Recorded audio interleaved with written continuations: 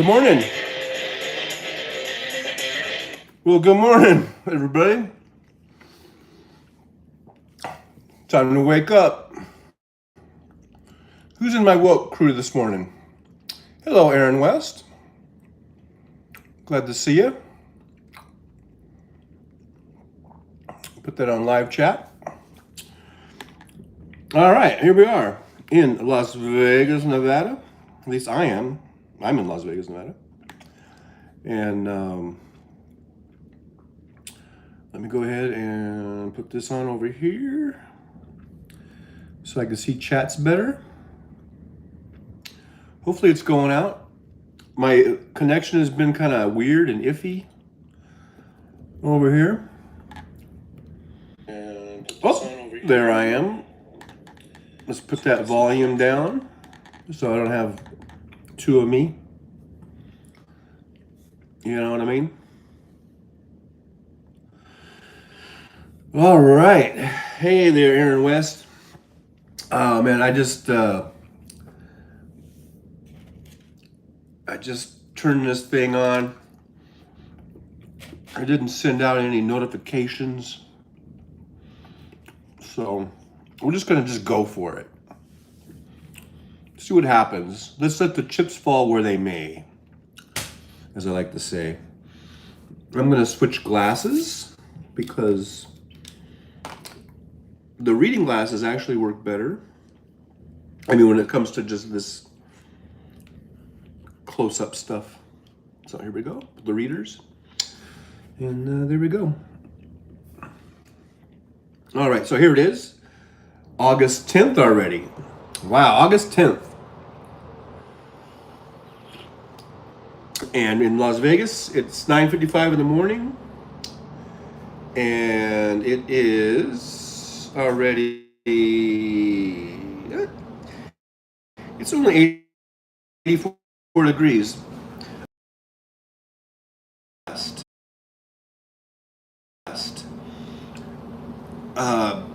After seeing all the weather issues around the country, all these heat waves and fires and tornadoes, blessed with some really good weather, I think, because I mean, July was a scorcher. We had almost all of July. It was like 112, 115, 118.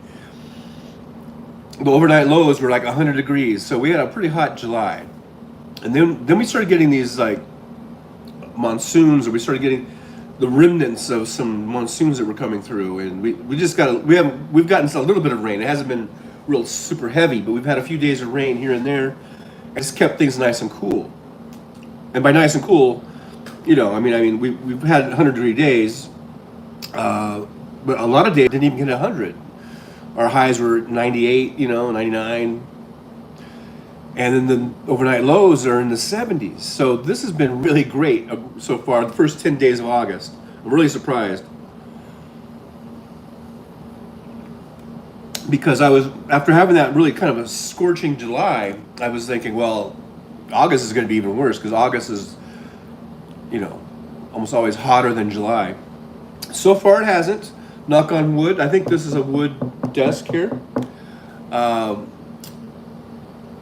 So far, the first 10 days of August have been cooler than July, and really nice. Like I say, we get these overnight lows in the 70s and low 80s, and that is really a nice night. Hey, Andrea, thanks for being here. We are talking weather. How's the weather in your neck of the woods? I know there's been all kinds of weird weather all across the country. East Coast, getting hammered, just oppressive heat waves and all that all over. Aaron says it's rainy here in North Carolina. Yeah, I was watching the weather and it looked like a big giant weather front was coming through the whole kind of East Coast there.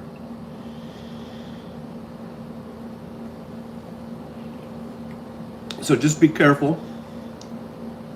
Be extra careful.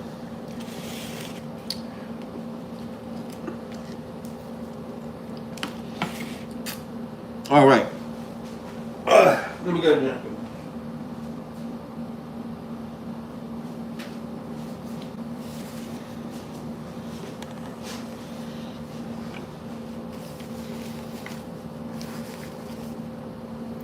Andrew said it's been 101, 107 here. And I imagine you guys' humidity is like crazy, right? So for you, 101 to 107 with your humidity, it's got to be pretty unbearable. We've been in that range the last, this month, but our humidity is like not bad at all, almost non-existent. So it's not that bad. Yeah, Andrea says we have humidity, so it makes it worse. Yeah, it's got to be. Ugh. I remember being in Florida, like I went to Disney World twice, two different times. Once in 1990, and then once in 2000. I think around 2005 or so.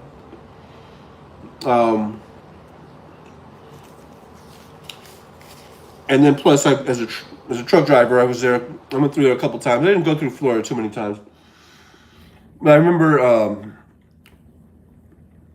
I think the first time I went to Disney World, I think we went in like February or something, and of course, then it's still kind of like winter. There was no humidity really. I didn't feel any humidity, and actually the weather was nice. It was nice when we were there. It was. I don't remember saying like we would go out at night and stuff, and I don't remember having to ever wear a jacket. I think it was pretty nice weather. That might be the best time of the year to be in Florida. Is maybe February or something. And then in 2004, I went. We went again with my kids and stuff. When the kids were really little. What time of the year did we go then? I remember. I think it was in the spring. I don't think it was summer yet.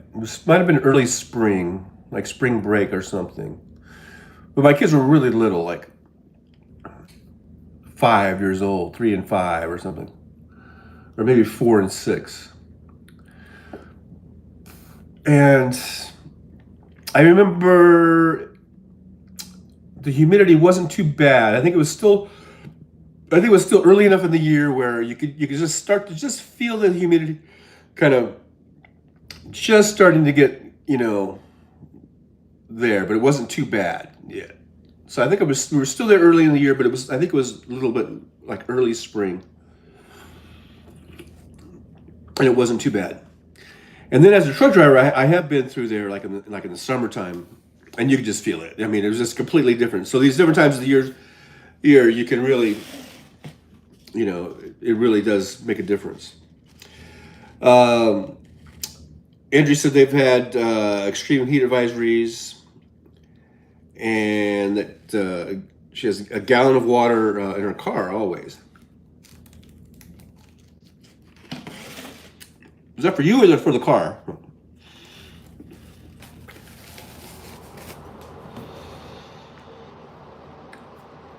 So yeah, I'm a California native, and I am just used to the dry heat.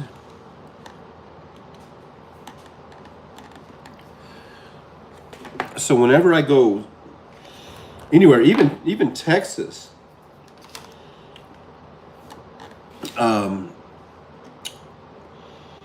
which Texas is so vast and so huge that it has a lot of different regions, like climate regions, and of course when you get down near Houston in the Gulf, it's really humid there.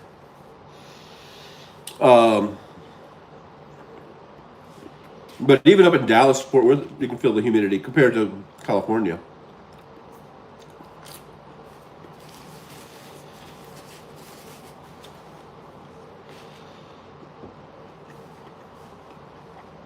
And I remember even as when you're driving around, seeing other parts of the country, I'm kind of think like, is this a place I would like to live? Like I say, if I moved out of California, would I like to live in Texas? Would I like to live in Louisiana? Would I like to live in, you know, Idaho or Colorado? Or would I like to live in New Hampshire? Now, I didn't get to the New England states too much. I did go through there a couple times, couple different times in New England states. Those are some really lovely states. And actually, every state, I always found something, I think, positive about almost every state. There was except for like maybe Nebraska or something. I don't know, poor Nebraska. But humidity was definitely a factor. Like I would go, no, I don't want to live here. Even if it was, even if I was there in a nice time of year and I knew that what the humidity was like, I'd be like, nah, I'm not. I wouldn't want to move here. Like Texas, definitely not for a lot of reasons. Humidity, one of them. Um, but I don't think I'd want to live in Florida. I don't think I really want to live anywhere really like Florida or Georgia. And some of those states don't get me wrong, are really beautiful. Tennessee's beautiful. I think the Virginias both are beautiful states, very lush. But with all that lushness, I guess that comes humidity, right? And I just don't like the humidity. I'd rather stay in the drier states. So my favorite states, like if I moved, would be either I like Colorado and I like Oregon, I like Washington, I like Upper Panhandle of Idaho. Yeah, Montana. I like Montana. It's very beautiful. Places like that, because you do get scenery and you do get weather and greenery, and it's relatively it's not it's still pretty dry as far as the weather. It's not even though there is rainfall and there is moisture, the humidity isn't there when it does get warm. It's a dry heat. So those were the states that I always would say, yeah, I would move here. I would live here. I would move here. I never did. I don't think I ever did say I'd move to Nevada, and here I am in Nevada. Um, but that became sort of an emergency type of thing, I guess, when I had to move here. Uh, it was sort of a spur of the moment thing here. Andrew says we all have dry heat. Really? I thought you had humid. I thought you had humid heat.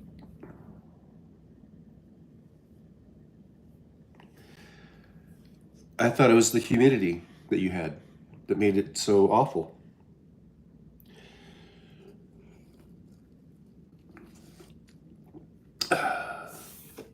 I'm saying like Oregon and Washington, they do have lots of green, lush areas. It's not like Tennessee or West Virginia that are very lush and green, but those are also very humid states. Oregon and Washington are very lush and green, but they're not very humid. At least you don't feel the humidity. That's what I'm saying. You don't feel it. You don't get all sweaty and sticky right after taking a shower in Oregon or Washington like you do in, say, Missouri, you know, or Arkansas. Arkansas is very humid. I've been to Arkansas many, many times. Very, very humid. Not many, many times, but quite a few times. It's very humid, and I don't like it. I really don't like it. I remember Arkansas. Yeah, I never. And there were pretty things that we saw. When I was a kid with my folks, we went through Arkansas, and quite a few. And as a truck driver, I went through Arkansas, and I never really liked Arkansas just because of that humidity, that doggone humidity. It was really bad. And most of the times, that's in the summertime. Now, again, in the wintertime, it might be different. Um, you know, but let's see here. Let's put some of these out there.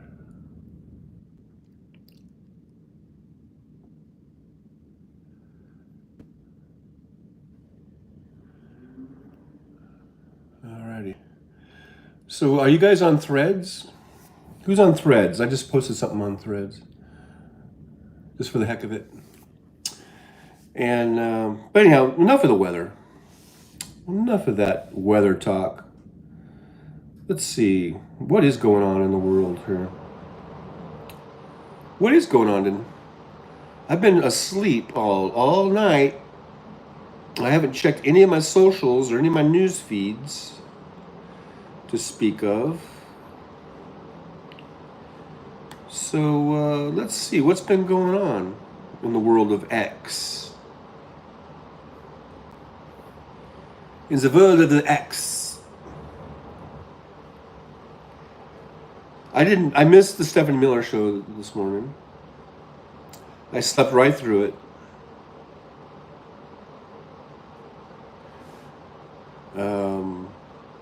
I guess Dana Goldberg was on.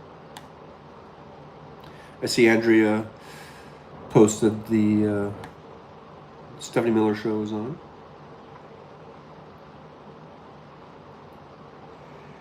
Here is a meme by Jon Stewart. It says, if you have the guts to send somebody to war, then you better have the guts to take care of them once they get home. That's right.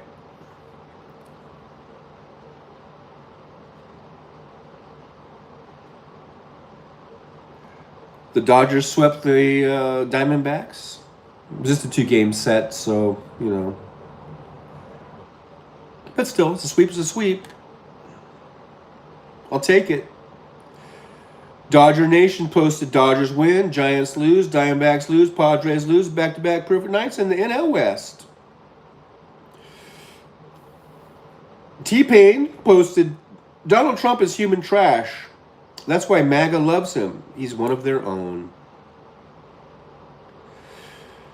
MAGA, I guess, are trash collectors, in a way, you could say, based on that analogy.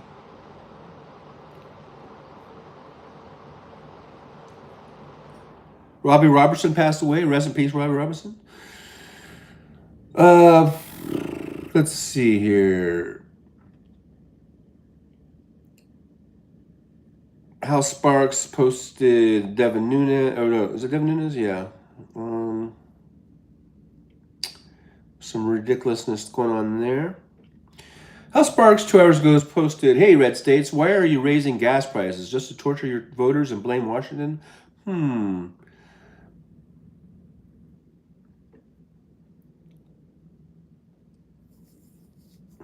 So gas prices are going up. Something I don't know about. Hey, there's Jolie. Thanks for stopping by, Jolie.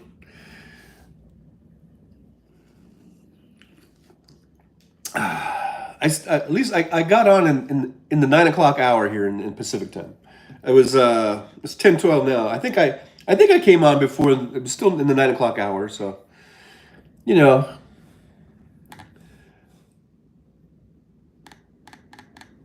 I really do. X has become so weird. Like, I can't click on stuff. There it goes. I don't think it's my iPad. I think it's the actual site here. That I click on stuff and it won't. It's like I'm not even clicking it for some reason. I don't know why.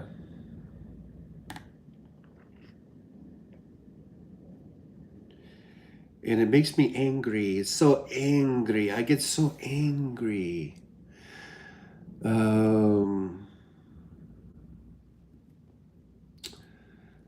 Okay, I'm just looking here. Elizabeth Warren posted something about nonprofit hospital probe. She says it's alarming that some nonprofit hospitals are using predatory tactics to squeeze money from patients who should be receiving free care. I'm calling on IRS to strengthen its oversight of tax exempt hospitals to protect patients from mounting medical debt. She is such a watchdog. You know, I love Elizabeth Warren. I should have wore my Warren T-shirt today because I really do think she's awesome.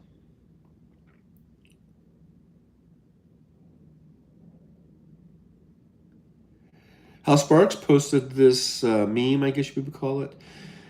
It says American drivers are racking up record miles but using less gasoline. This is because vehicles are much more fuel efficient today than just a few years ago, thanks to tough standards put into place more than a decade ago. These rules, strengthened by President Joe Biden, mean the era of peak gasoline is already in the rearview mirror as Americans drive more. Yes, new vehicles are very efficient. There's lots of hybrids. Hybrids are great. Look, I've been driving a Tesla, and I love Tesla. I love EVs, but I don't have any problem with all the great hybrids. Anything we can do, I think, to consume less fossil fuels is good, and driving a hybrid is uh, is a good thing. What happened to Keith David? Here's I'm just looking at.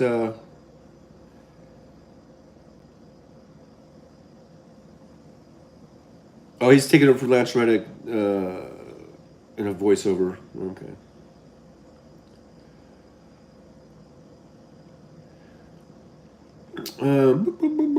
We've got inflation. What's going on with inflation? Trump's indictments are having diminishing returns for his political fundraising. I don't know what that has to do with inflation. This is just some person called Celestial Sojourner, or that's the name of their their channel here. A hashtag new rule, hashtag inflation is really hashtag greedflation. Hey, you know what? I even posted something on someone's thing yesterday. I think it was on Liberal Dan. I posted that I think most of our ills in this country, and probably around the world, can be traced to greed. So I'm onto something here. I think I'm onto something. Because here's a hashtag that says greedflation. It's the fascists trying to sabotage our economy. And hashtag MAGA can't complain about it anymore if they are sending millions of dollars to a billionaire's defense fund. Save your pennies, let the truth defend him. Uh, this supposed millionaire needs to grift his followers in order to pay for his lawyers. That's pretty funny, I think. But in terms of greed, when we talk about the the wage gap, the shrinking middle class, all that kind of stuff, that's all traced to greed, I think. As far as greed, as far as like there's this corporate mentality when we talk about big corporations, and we talk about the ultra wealthy, that top 1% or 1/10 of 1%. There's something in there in their mentality where there's never any when no amount of profit is ever good enough. It's never good enough, and it gets to the point where that's when it gets to the point where they're buying off Congress people. They're tilting the playing field in their favor. They're using their money, you know, to get everything in their favor, and where they and at the cost of the working class people, and at the cost of things like the environment. They don't really care because they have so much money. They feel that they can protect themselves against global warming, let's say, or against anything. Because when you have that much money, the types of monies that say an Elon Musk has, and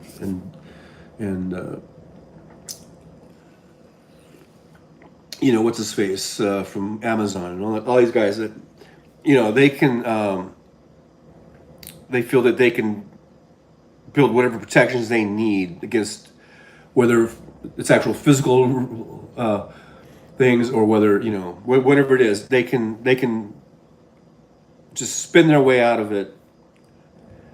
But there's like an addiction, I think, to money and to making money, and that's, I mean, I can see the good and bad in that. It's like when Gordon Gekko from Wall Street said, "Greed is good," and there's a lot of people that live by that saying. I think that's a great saying, and then there are a lot of other people who say that's ridiculous. I think I take sort of a middle ground on that. I can understand the sentiment that greed is good because it's a motivational factor. It motivates people to innovate, to work and to innovate. It inspires people. But I don't think it's just, I wouldn't say it was greed, but in Gordon Gekko's words, he used greed because he's a Wall Street guy. And he's a character, fictional, but based on probably someone, right? But, so I understand that what Gordon Gekko was trying to say was that provides an impetus for innovation and for progress and all that kind of stuff. That's the way I took it, anyhow. But the thing is, it gets out of hand. It gets to excess, and it gets to, I think, really to where money becomes just everything to some of these people. I mean, more important than anything, and that's when it's wrong. That's when greed is not good. And I think we have that, obviously, in spades, I guess you'd say, here in America especially, and all over the world. There are these greedy, they become oligarchs, and when it's an oligarchy, that's really the result of that.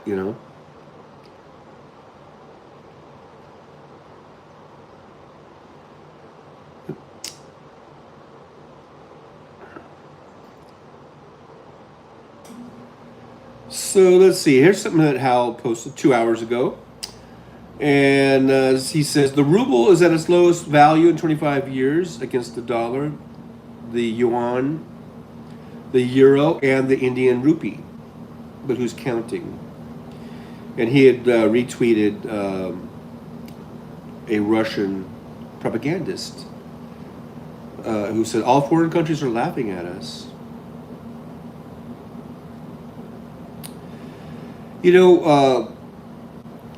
We're not laughing at you. We just think you're disgusting. We think your leader is disgusting, Russia. Russia, if you're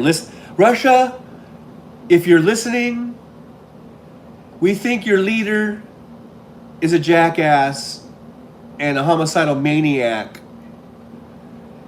and he needs to be taken out of power by any means necessary. Okay, Russia, that's what we think. At least that's what I think. And I think a lot of people probably think along those lines. That Vladimir Putin is the cause of most of your ills. I'm talking about the cause of our ills being greed. Well, Vladimir Putin, I think there's more than just greed going on with that guy. I think he's a sociopathic maniac, homicidal maniac. And then you give him the seat of power that he has by being the czar of Russia, basically, and being probably, some people say, the richest man in the world, somehow, some way. Uh, that's what I think people are saying. People are shaking their head. It's a shaking their head moment of, oh my God, why is this guy doing this? You know, he's just, and Vladimir Putin is disgusting. And so, tell you what, Russia, when you get rid of Putin, and we might not laugh so much at you, as long as you replace him with someone that's that way is decent. Yes, Jolie, Russia sucks, by a guy named Trucker John. But yes, I've never really liked Russia. I guess. But what's there to like? I mean, I grew up. I was, I think, 3 years old or so, or two, going on three during the Bay of Pigs thing. So I kind of grew up not really seeing Russia in a great light ever in my life. You know, they've always been really like this. I hate to say evil country, because I know there's a lot of people there, and you know, they're just born there and they live there. They in many ways they can't help who the leader is. It's not like they were having elections back then, and the elections they have now are all, talk about rigged elections, you know, in Russia. But back then there were no elections. I mean, they were just appointed. I mean, they just, you know, how did like Khrushchev become leader? I don't even know, to tell the truth. But it was not a democratic process, that's for sure. So I've grown up as, you know, my whole life as Russia being, if not the enemy, certainly an adversary. I know we were somewhat, we were in, you know, World War II. We were both allied against, you know, the Nazis, but you know, we went through how many decades of a Cold War against them. We were always in a Cold War against Russia, you know. So I've never had really like warm and fuzzy feelings for Russia. And then when Putin became, you know, president or whatever his title is, and then you saw how he was running it like a gangster, you know, like this gangster. It's like a gangster economy or a gangster form of government. It was like, oh boy,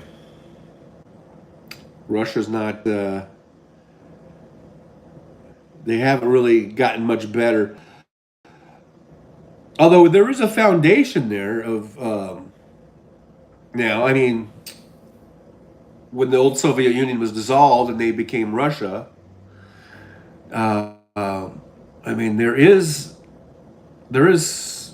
a chance that maybe they could run an honest and fair election.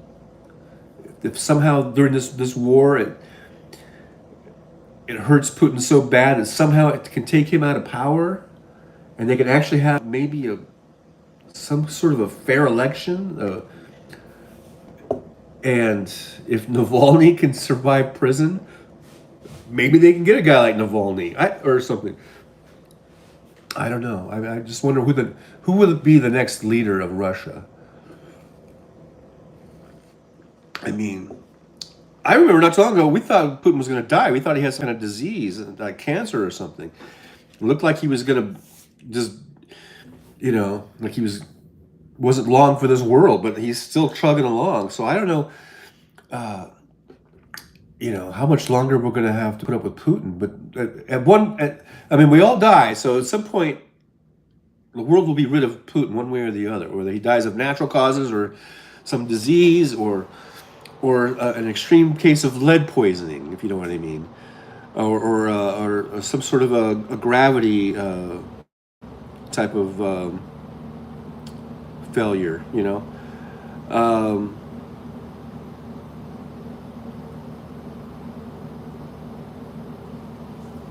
whatever it is, we're not going to have Putin around forever.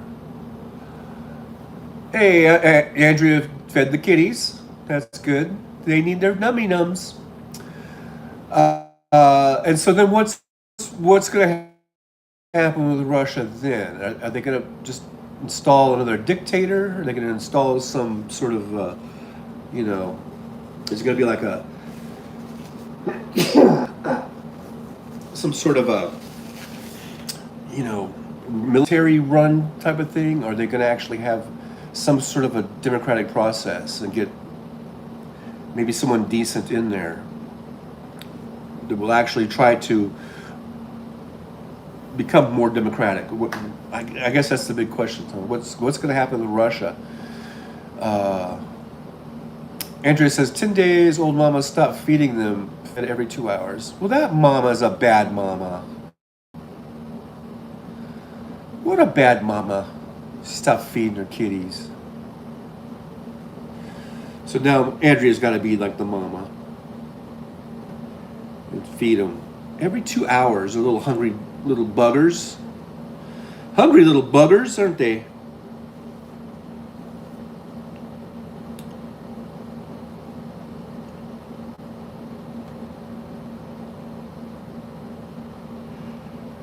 Vice President Harris to celebrate new rules boosting wages, protections on federal projects. That's what Randy Rhodes was talking about yesterday when they were going to start enforcing the Baker Mayfield law. No, it wasn't Baker Mayfield. Let me see. What was it called? It was called something or other. And Andrew says she's a young mama. Their eyes just opened. And I will join Jolie in saying, "Aww." So yeah, Kamala Harris, the Biden administration moved on Tuesday to boost wages and worker protections on federally funded construction projects, drawing the ire of trade unions that warned that union-friendly changes could curtail investment. See, they always try to like it's like they try to blackmail the country with this. They're not going to invest. You know what? Call their bluff. There's bullshit. They're addicted to money. They're going to keep investing. So don't. And Joe Biden's a lot smarter than I am, and Kamala Harris. So I don't think they're going to fall for the bluff. They're not going to fall for it. With this, oh, it's going to curtail investment. No, they're still going to invest. They can't help themselves. They will still invest. Just because wages are going to go up, they can threaten all they want, but they're not going to curtail their investing. Maybe for a little while, but then it's like a child, holding their breath. They got to breathe at some time. And so this is the if I get the name of the Davis-Bacon Act of 1931 tasked the government with establishing wage floors known as prevailing wages that apply to construction projects funded by the federal government. Today, it applies to more than 1 million construction workers on $200 billion of such projects, the administration said. Biden ordered the review of labor law early in his administration. It will become effective in roughly 60 days. See, this is going to help raise wages. And I know I've heard people say that higher wages cause inflation or something like that. And that may be true to some extent. Yes, it does. But a little bit of inflation is not too bad as long if your wage increase stays above the inflation, then I think we're doing okay. And I think this is just another example of the Biden administration doing something good for the working class people. Uh,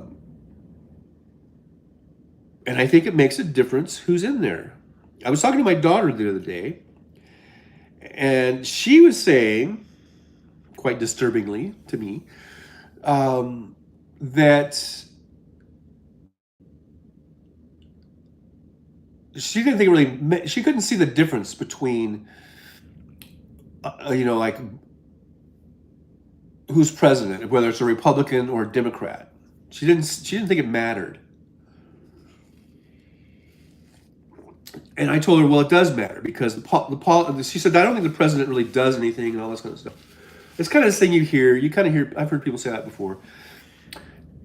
And it does matter because when you have, let's say, for instance, Trump, who all he did was play golf and all he did was lower taxes for the very wealthy, and he tried to strip away as many environmental protections as he could. That's basically I think all he did. And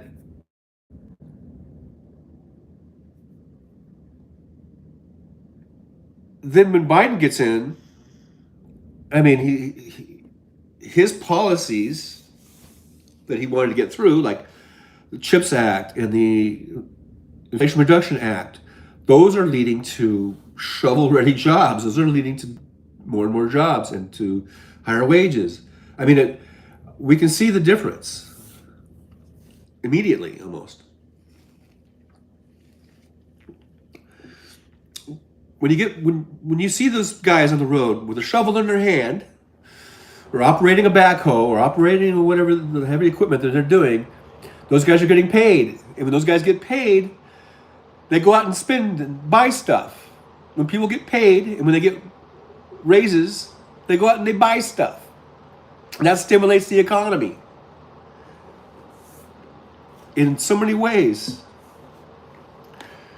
It makes a difference. It makes a huge difference.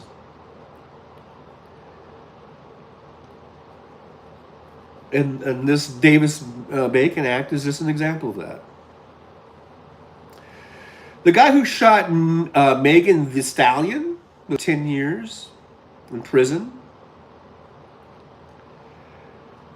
Just saw that on here, so in case you're interested in that.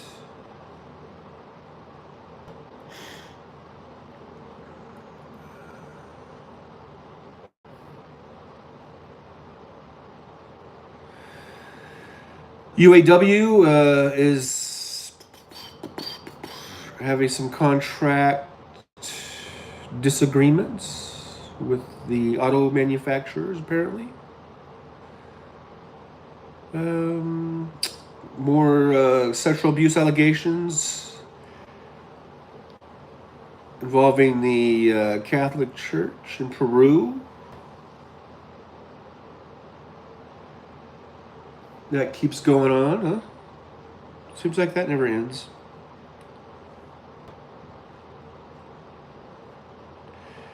Oh, Chicago police arrest a man who fatally shot a 9-year-old girl riding a scooter for making too much noise. Oh my God. That was, I saw that, I think, yesterday. So this asshole just shoots this little girl because he said she was making too much noise. Hey, look. If there's ever a need to enforce a death penalty, that should be it. That guy, they should just take that guy out and hang him right there in the public square. You shoot a 9-year-old girl for riding a scooter. I mean, what a piece of shit that guy is. What a piece of shit. And you know what we do with pieces of shit? We flush them down the toilet, right? So that guy should be flushed down the toilet.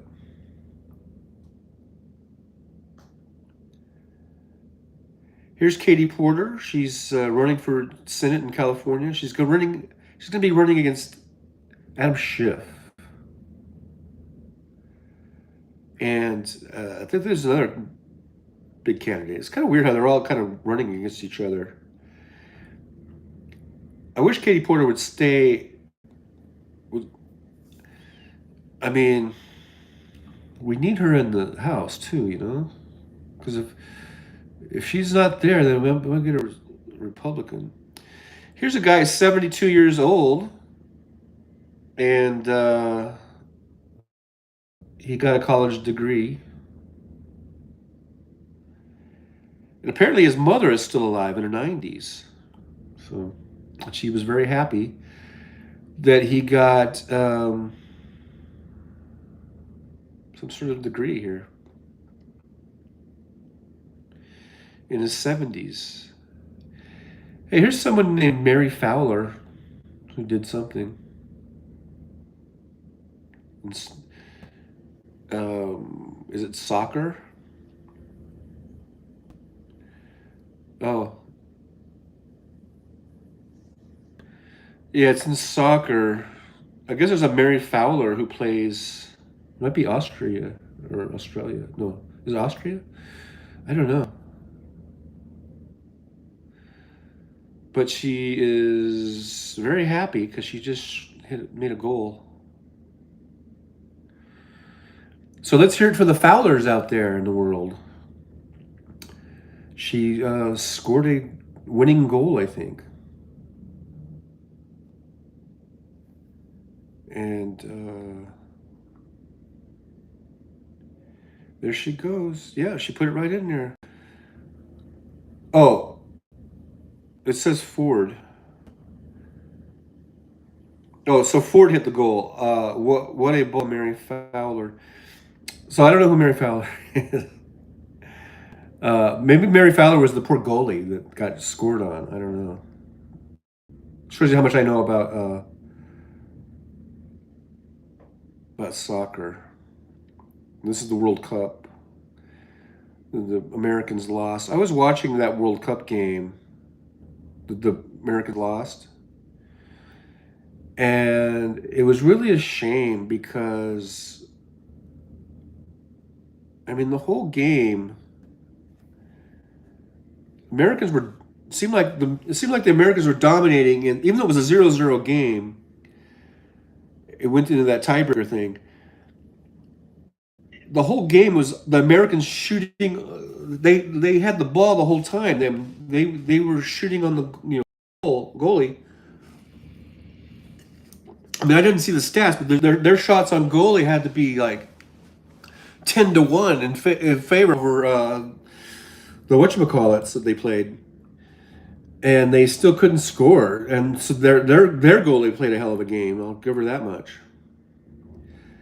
But really, out of all those shots, they should have been able to get at least one in there, and they didn't.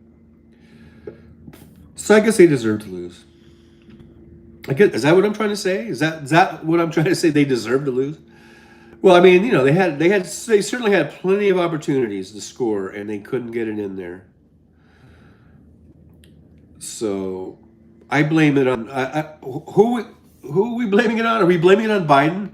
Wasn't it? Was it Trump that was, or someone was the right wing? Were kind of blaming it on Biden. So yeah, it's Biden's fault that we lost. So apparently, this guy Tony Lanez shot Megan Thee Stallion, and I think he shot her in the foot or something. And that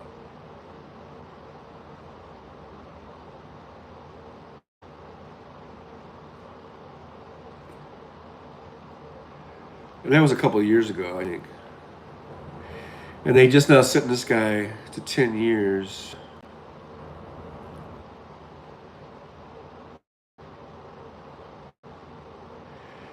Yeah, he shot her in July of 2020. So here we are. That's been 3 years. Wow, it took 3 years to convict this guy. The wheels of justice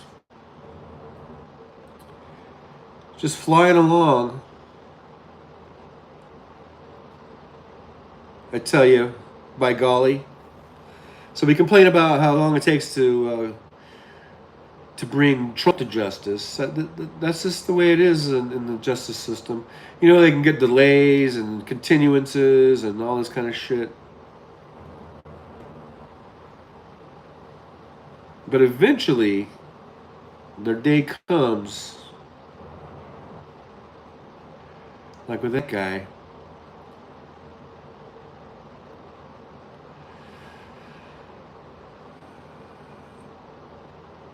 Here's something in Florida County to teach Shakespeare in excerpts only under new state rules. So yeah, apparently Florida is really buckling down. You know, you can't teach the a complete work of Shakespeare. Because Shakespeare was such a naughty boy. He was so naughty.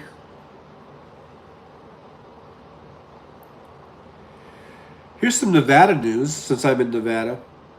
It says Nevada's Board of Examiners has approved a $475,000 settlement to a state worker who, according to a lawsuit, was subjected to severe, pervasive, and unwelcome sexual harassment because of his sexual orientation.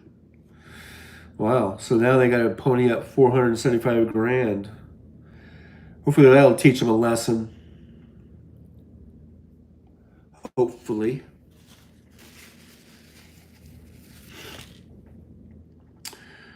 I just am seeing a Walking Dead clip here. I haven't watched Walking Dead in so long, and I religiously watched every episode of that show until, well, now The Walking Dead's over, but right, but they've got all these new spin-off shows, and I really haven't watched them. I haven't watched anything ever since I stopped driving a truck. I really haven't watched anything hardly. I just watched South Park. For some reason, I'm just, that's my go-to now. Hey, here's Liberal Dan. Yesterday he posted, "I am shook that SCOTUS enabled the Biden ghost gun ban thanks to Roberts and Barrett." He's shook. Liberal Dan is shook.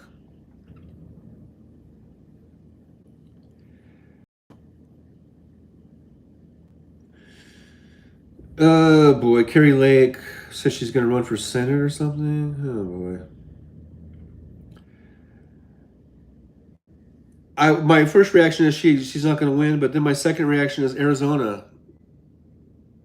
Come on, Arizona. Don't be stupid. Don't even think about it. Hey, as much as I dislike Kirsten Sinema, I think I'd still rather have Sinema than Carrie Lake. That's how bad Carrie Lake is. But hopefully in Arizona, they've got this other guy running. I can't remember his name right now. Hopefully he'll win.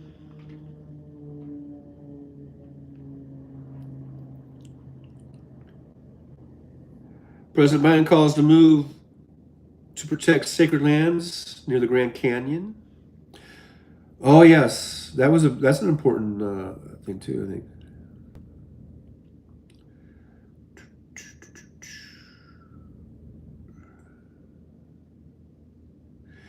Mandalay Bay Resort. They've got the Shark Reef Aquarium. I think I went and saw that long time ago.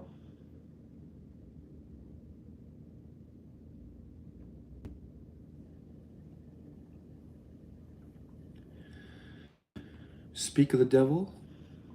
Nefarious. I've never seen any of the Nefarious movies. I really don't like those real scary movies. You know?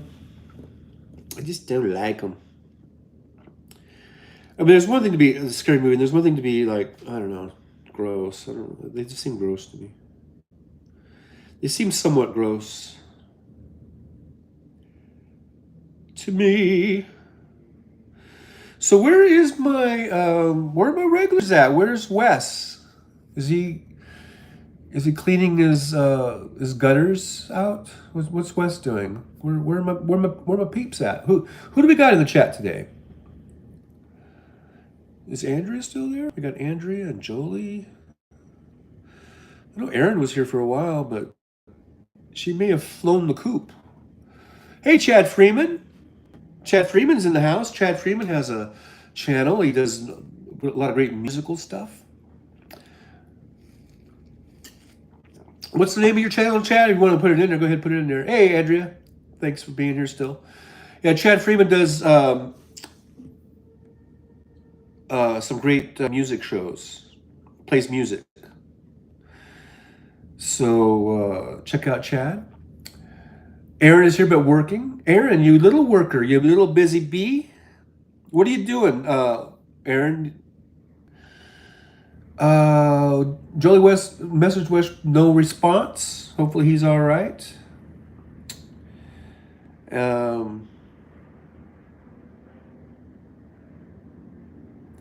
It says rising prices for travel do not appear to be curbing wanderlust, according to Reuters. Reuters. It's Reuters, not Reuters. Reuters are one thing, but this is Reuters. They're saying that high ticket prices that come with this post-pandemic travel boom show no signs of slowing well into next year. Despite economic uncertainty, travel has remained the top priority instead of the nice-to-have purchase as in years past. People want to get out. They were locked up and cooped up for almost 3 years, right? So, yeah, people just... We saw that here in Vegas even. I think during spring break, it's kind of died down now in August because a lot of people are coming off their vacations, school's starting up, and all that kind of stuff. So we got less tourists. You know, last night, I hear somebody running around out there by my door. Last night, I think someone knocked on my door. I was in bed, kind of half asleep, had South Park playing, and I think the air conditioner was on, and so I didn't really hear it clearly. But I think someone was knocking on my door, and then I kind of woke up and I kind of got up out of bed a little bit, and then the knocking had stopped by then. So I was just like, oh, whatever. But I don't know. I don't know what that was about. I think someone was knocking on my door last night.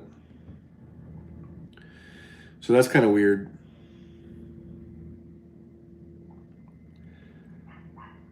Ooh, now I hear a dog barking out there.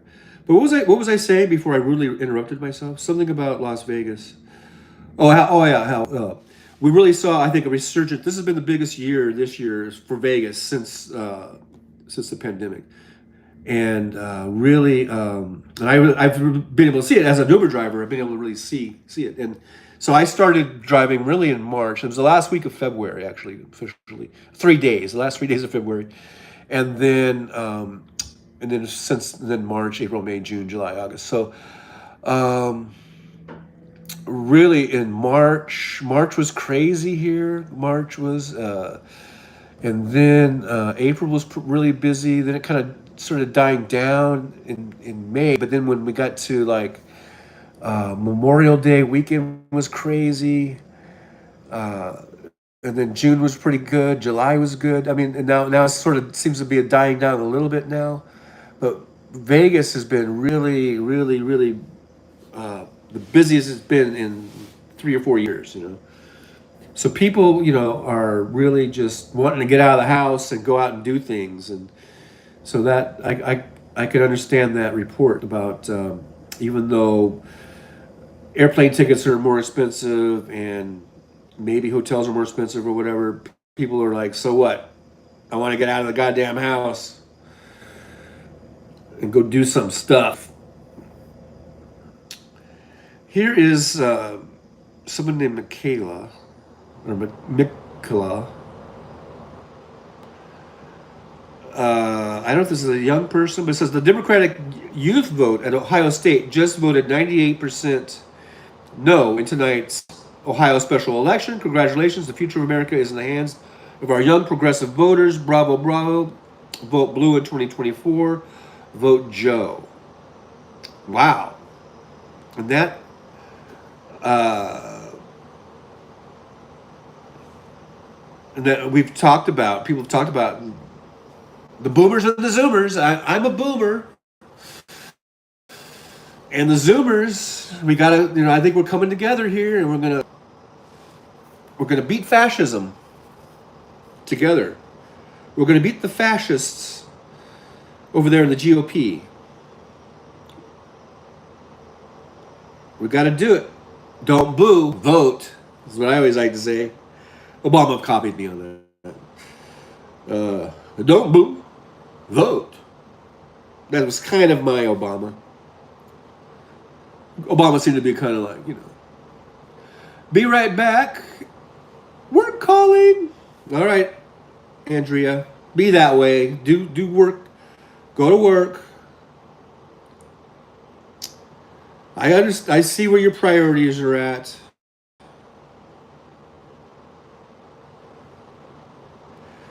I'm just going through the old X feed and just looking at some weird stuff. Oh, just as I did that, I got a not safe for work picture that just went by.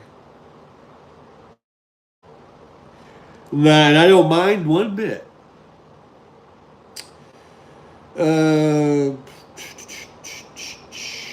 Have you heard about that fire in Hawaii? People are jumping in the ocean to get away from the fire. And then drowning, probably. I don't know. Oh, and then Alaska, those pictures of the houses falling into the river from the flooding of the river. Oh my gosh. It's so sad. Now, I know you guys, you might not like baseball, but I'm a big Dodger fan, and Kike Hernandez was one of my favorite Dodgers. Then he got traded to the Boston Red Sox. And now he's back with the Dodgers, and since he came back with the Dodgers, he has been a man on fire. Here's some statistics. If you like baseball stats, here you go. Kike had 11 doubles in 86 games, 323 plate appearances with the Red Sox. Since he's come back to the Dodgers, he's got 6 doubles in 12 games and 41 plate appearances with the Dodgers. He's hitting .342 with LA. And then this guy says he was miscast in Boston. The Dodgers know how to optimize him. They knew they could fix him, and they have. It's a great story. I love Kike Hernandez. I think he's an awesome little guy. Not little guy. He's probably over 6 feet tall. It's funny when you watch sports. And some people look small, compared to other players, and then if you see him in real life, he's probably like 6'1" or something. But he's a great kid, and I'm really happy for him, and I'm glad he's contributing to Dodger victories. He's driving in runs, and so it's a good acquisition. I'm glad they got him back. Now if we can just get JT back, and all will be restored to the universe. All right, I know not everyone's into baseball. Sorry, this is me. I'm a baseball fan. I like my baseball.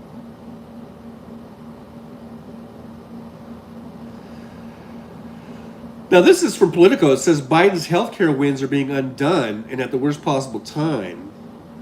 I didn't know about that. What's being undone? And I bet you it's those pesky Republicans that are undoing Joe Biden's healthcare gains. It says the U.S. is dismantling one of the last major pillars of its COVID-era safety net for President Joe Biden, and the timing couldn't be worse, it says. It says states across the country, both blue and red, are purging their medical programs of millions of low-income enrollees for the first time in 3 years, after a pandemic policy meant to prevent vulnerable people from suddenly losing health care coverage expired earlier this spring. Nearly 4 million Americans have been cut from Medicaid in the last 3 months, most of whom lost their insurance over paperwork issues. The number is projected to balloon to 15 million by this time next year, according to official estimates, though some now fear the final toll will be even bigger. So here we go again. This is why you got to vote for Democrats. Stop voting for Republicans. We need health care. We need health care for all, Medicare for all. Can we at least get a public option? Please, for the love of God, can we at least get a public option? And the Republicans are never going to go for that. That's why we need to vote for Democrats, for God's sakes. It's really simple. It says the mass terminations, which together represent the biggest reshuffling of health insurance landscape since Obamacare, come as COVID cases rise again and Biden embarks on a re-election campaign built around convincing class voters they're better off than before. The impact is likely to reverse meaningful progress on health coverage and poverty that the White House once trumpeted as a direct benefit of its policies. And with Biden already facing entrenched skepticism over the state of the economy, allies increasingly worrying that the drumbeat of coverage losses will undercut his core message that Bidenomics is driving the biggest gains for those who have the least. This is a huge challenge and an unprecedented situation, said Joan Alker, executive director of Georgetown University Centers for Children and Families. Quote, it's both unlucky and an unfortunate risk for the Biden administration that we're going to see the uninsured rate go up as a consequence, unquote.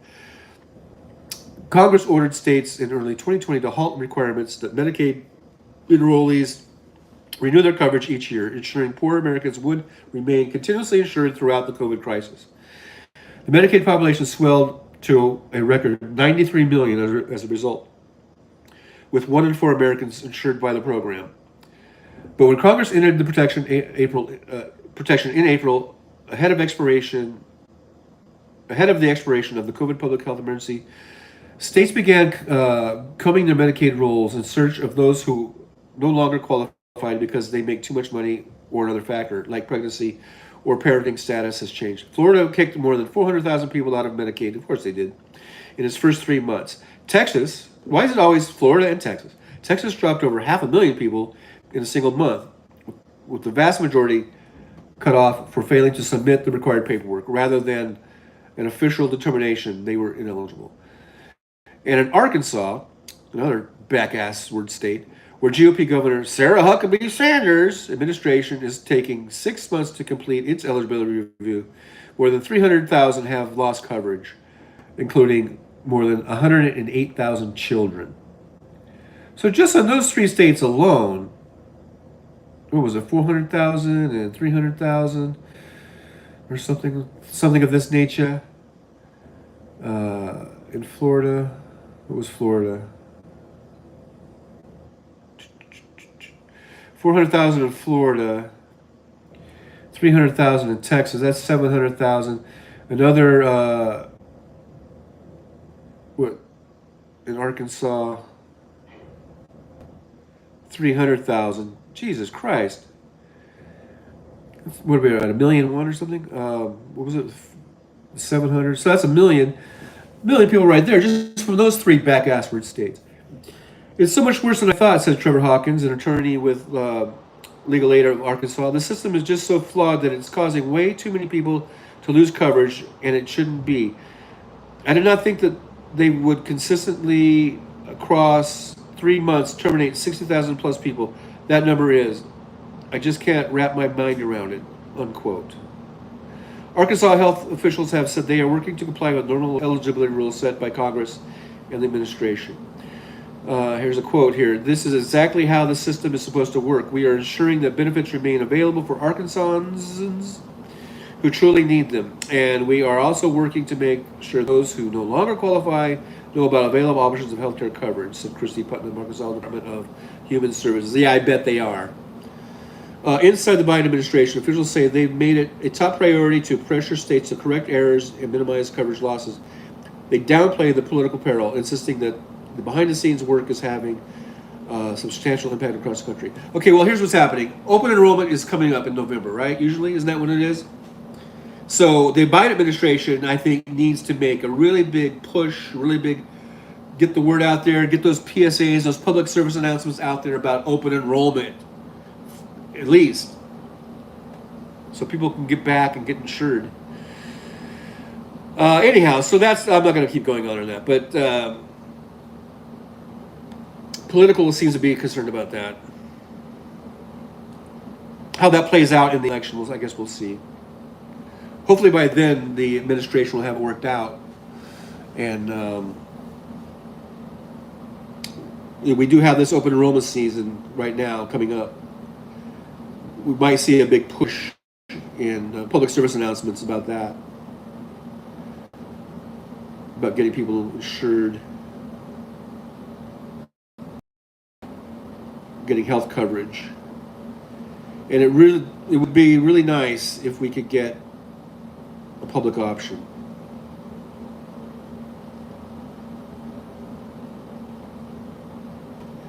You know what I mean? Do you know what I mean? Jelly bean, do you know what I mean? Let's see here. According to Reuters, 8 Amazon nations agreed to a list of unified environmental policies and measures to bolster regional cooperation at a major rainforest summit in Brazil. But they failed to agree on a common goal of ending deforestation. Yeah, they just can't agree on not clear cutting the rainforest for some reason. For some odd reason, they can't come to an agreement on that. It's very vital. Mega Millions player in Florida wins $1.58 billion jackpot. Andrew, was that you?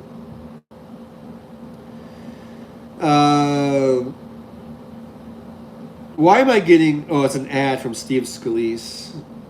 I'm just thinking, why am I getting this in my feed? Why am I getting scumbag Steve Scalise in my feed? A guy who got shot by a crazed gunman and still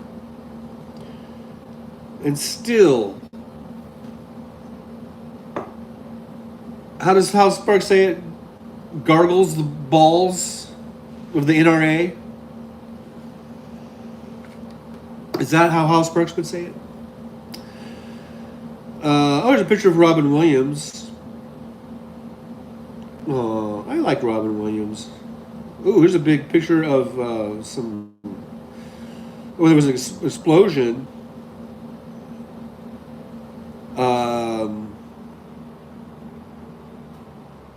I think in Moscow. 15 casualties. Russia, get out of Ukraine. Pack your shit and get the fuck out of Ukraine, please. There, I just thought I'd ask. I used to work for a car dealership. I was a car salesman, and Mike Johnson was the owner. Hey, Adam Westish, not only destroy the trees, you destroy the entire biome. Oh, yes, the whole biome. And I'm not saying that facetiously. I know what you mean.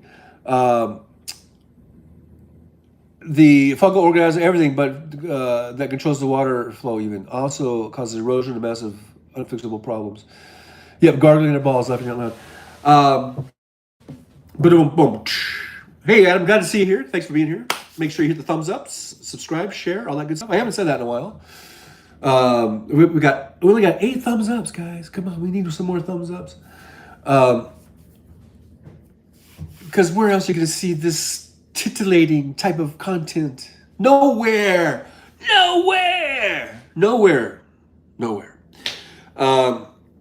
But I was talking about, what were we talking about? Gargling balls and Adam Frisch is running for the Colorado District 3, and that is Lauren Boebert's district that she currently is the representative from. And there's a really good guy named Adam Frisch right here in Colorado. In the Colorado 3rd District, we have Adam Frisch, ladies and gentlemen. That's if I was doing Ed Sullivan. Google him. Google Ed Sullivan, and you'll see that was a spot on. That was pretty spot on what I just did. He's running against her. He lost by just like 500 votes or something last time, and Adam says that he can beat her if he gets enough money. He says if you need to contribute to his campaign. Says if that doesn't make you want to give $10 right now to Adam Frisch's campaign to defeat Boebert, we don't know what will. And I guess it's because there's a picture of her and Matt Gaetz holding guns, looking really weird. And Matt Gaetz looks more and more like Beavis every day. Or is he Butthead? He's one of them. And he thinks he's so cool holding this rifle with a sniper, big scope on it. And it's got like red, white, and blue shit on it. And Boebert's got this like machine gun looking thing. And they think they're so cool. And so yeah, we need Adam Frisch. We need a fresh. Here, Adam. I'm coming. Hey, Adam Frisch. I know you're listening. I'm coming up with something for you. Here's a campaign like slogan or whatever they call it. Get fresh with Frisch. No, wait. Let's freshen up with Frisch. Freshen up Colorado with Frisch. I'm just spitballing here. Come on, work with me here, folks. Let's be fresh with Frisch. I don't know. Okay, it's a work in progress. But Adam Frisch, he's running if you want to. I'm sure I don't see there must be a link in here somewhere. actblue.com. If you want to give $10 to his campaign, I'm sure he'd appreciate it.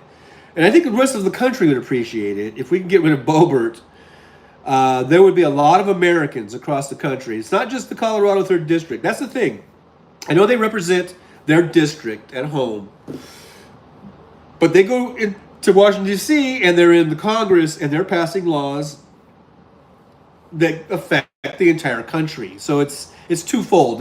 They're representing their districts, but they're also affecting the entire country.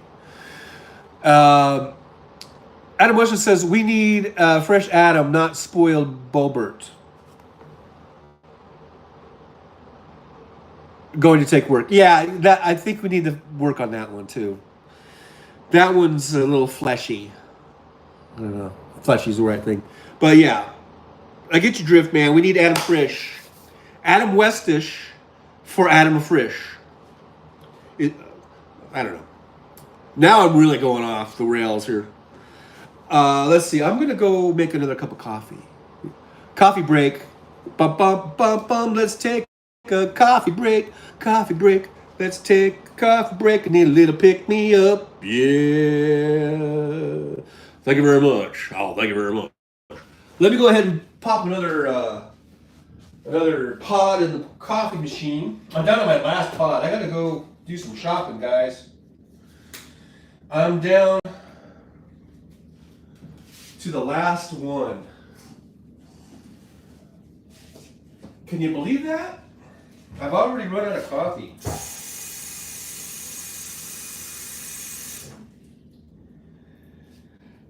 So I need to go to the store. I just went to the store and I forgot to buy coffee.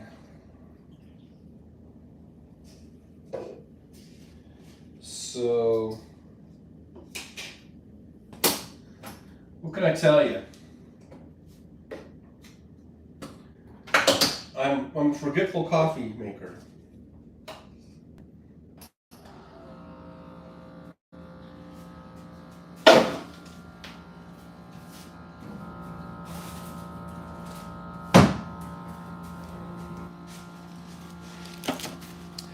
Okay, I'm back. What did I miss? What did I miss?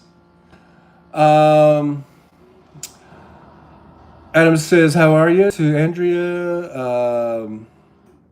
Andrea says, "I am good. Trying to get last minute school stuff done. Grandkids go. The G kids go back tomorrow. Yeah, school is starting up all across the country in August. I remember when I was a kid, it was always September. even in high school. Um, because I remember we were always we always it was always after Labor Day, right? Labor Day is like September 7th or something like that, or um, so when I was a kid, our last hurrah was always Labor Day, and then it was like school started right after that. And now, and then probably for the last what 20 years, maybe longer, it seems like for some reason it got earlier and earlier. Like even when my kids were in school and stuff, it was before Labor Day. I don't know why it changed. I mean, I thought it was perfect because we would usually get out in June, like mid June, I guess, right? And or like between the first and second week of June was usually the last day of school. So then you had the rest of June, you had all of July, all of August, and then like the first week of September off. I just think things were better when I was a kid. That's all. And then, because I remember I would always, well, not always, but there was a lot of years where I remember watching the Jerry Lewis telethon. It was always on Labor Day. And we usually, since school was starting, because a lot of times, my dad had a great vacation time. And almost every summer we would go somewhere, usually like a big road trip, kind of a cross country thing. So as a kid, I was able to see a lot of stuff growing up, a lot of cool places. But by the time Labor Day rolled around, we were usually at home because school was starting, so we weren't going to be too far away from home. And so we usually would just have backyard barbecues, or we'd have maybe something at the park, a barbecue and get together at the park, or at our house in the backyard and that kind of stuff. And it seems like there was always the Jerry Lewis telethon was always playing. I remember watching. You just leave it running, and so you could go out, you go outside, you play with your cousins and your friends, and you have a hot dog, and you have a soda, and you have some chips and all that kind of stuff. And as you're just going in the house, there's the Jerry Lewis telethon just playing, and because it was just like this one was like a 24-hour. I mean, it was like the whole weekend, just nonstop. And every now and then you would check in, and they would do the big, thing about the board and see how much money had come in, And I can remember calling, like getting permission from, can I call? And like I remember actually calling in and donating like $1 or whatever, I forget what it was. In 1971, probably donating $5 was kind of like a big deal.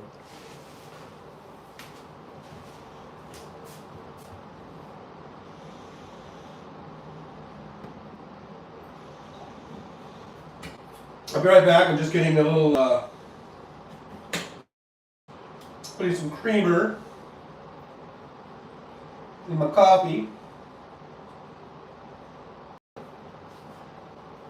So don't go away.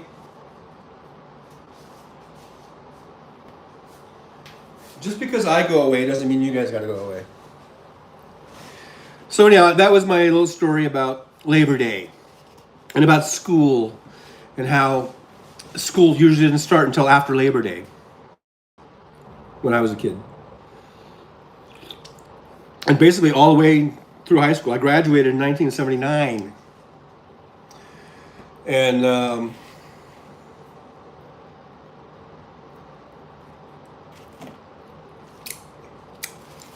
it was always after Labor Day. And then something changed.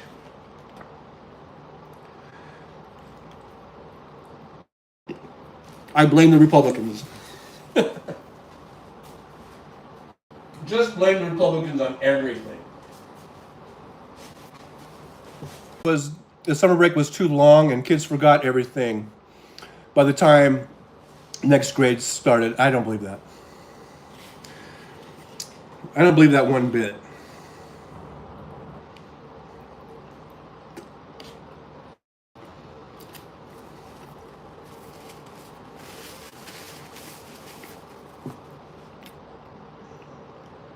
I think it's just a Republican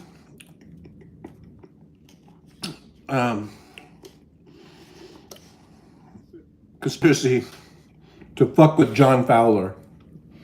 That's what it is. The Republicans are out to get me. They've always been out to get me.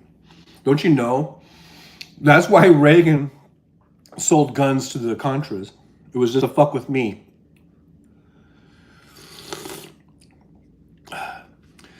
That's why someone assassinated John Kennedy and Robert Kennedy. Well, we know we're fairly certain it was Sirhan Sirhan that killed RFK. I'm not sure if Oswald killed Kennedy. But that was all just to fuck with me. And I'm sure that Republicans had their dirty little hands in that. Hey, I got another not safe for work photo in my feed here. I don't know why I'm getting these, but I enjoy it. I'm not going to complain.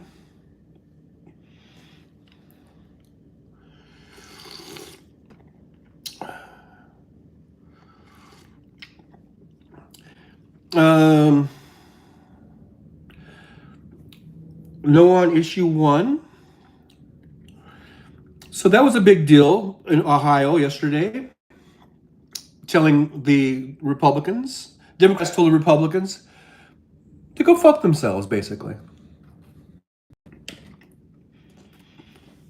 And I'm all for it. I'm all for it. Whenever you can tell the Republicans to go fuck themselves, do it. It just feels good. You know? Sometimes you got to do things for yourself, you know? It's sort of like self-care. And if you can tell a Republican to go fuck himself, isn't there just something that feels good about that? Isn't it? Or fuck with people like you. I appreciate the asterisk because I don't know if YouTube, you know, frowns on profanity. But shooting down this attack on democracy that the Republicans are always doing, the Republicans are always attacking democracy. They don't like democracy. They love authoritarianism. They seem to really love fascism lately, which are kind of very work hand in hand, right?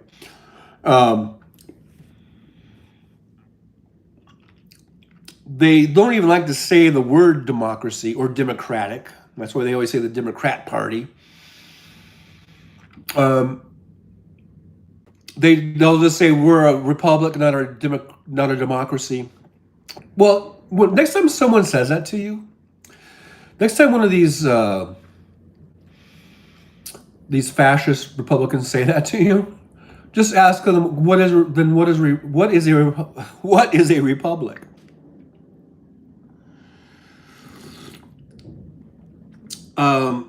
Because as you flesh that out, you'll find that a republic and a democracy are pretty synonymous.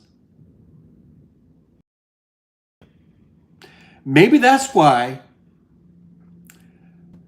DeSantis doesn't like Shakespeare. Because Shakespeare said, a rose by any other name is still a rose. It's just something like that, right? Maybe he doesn't like synonymous things. I don't know. But a republic and a democracy are pretty much the same thing. Because you choose representative government. How are the representatives chosen? Through a democratic vote. Through democracy. Your representatives, unless it's just some picking out of a hat, do they think that he's just going to pick people out of a hat, or there's some sort of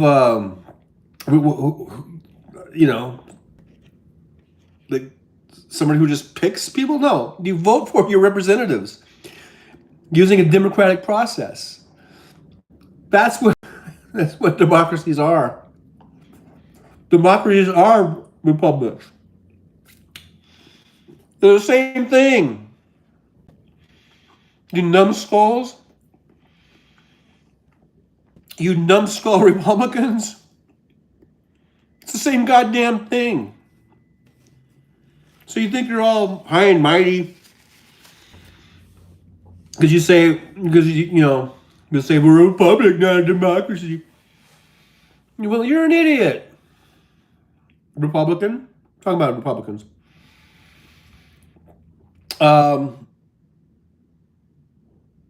So Adam is on here saying, yeah, they repeat the lie. This is not a democracy, it's a republic, but that's not true. It's a democratic republic.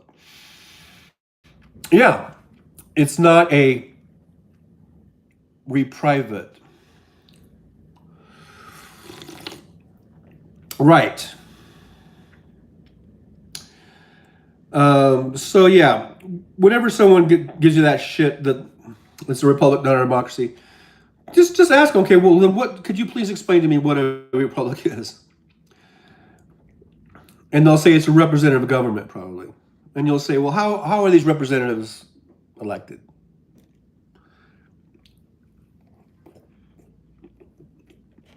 They're voted in, right? Okay, that's democracy, you dumb fuck. That's just me. That's just how I talk, though. You guys can word it your own way, you know. Here you are again about the guy getting 10 years.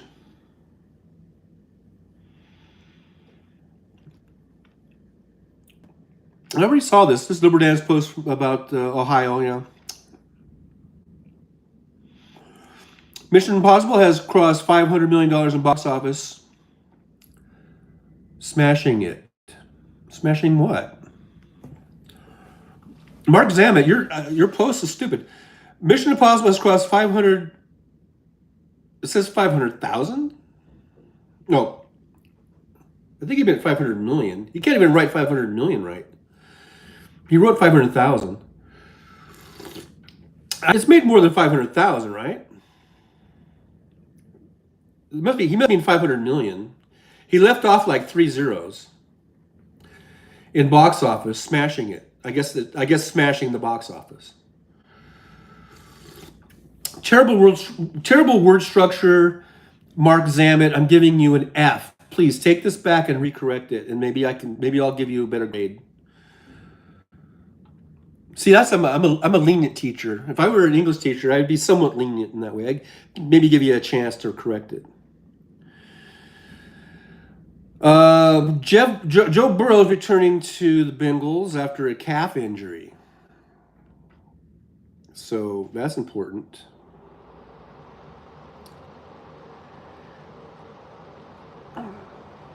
We've got Premier League soccer starting this weekend. I don't really like soccer.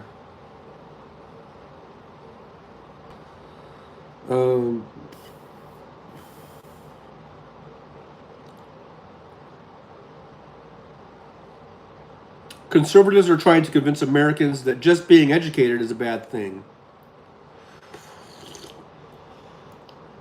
Man in Utah connected to Biden threats shot, killed by FBI agents. Here's some more very bad sentence structure. Man in Utah, I know this is just sort of like a caption, but still. Man in Utah connected to Biden threats. Oh, see, there should have been a comma, I think, between threats and shot. Because here, if you just read it, here it is. Man in Utah connected to Biden threats shot, killed by FBI agents. I think it should be man in Utah connected to Biden. Man in Utah connected to Biden threats. There should be a comma, at least, or maybe even a semicolon. Shot, comma, killed by agents. Period. They're missing some commas and some kind of period. This is from newsnationnow.com. Newsnationnow.com. I know it's a caption. maybe there's a word or a character limit on that, but I don't know. I would have put a comma in between threats and shot. That's just me being maybe picky. But apparently, there was a guy in Utah who was connected to making threats against Biden, and the FBI went in there and they killed him. Now I don't know the guy. Don't know nothing about the guy. But we might all be better off without him. I'm just saying. I'm just saying.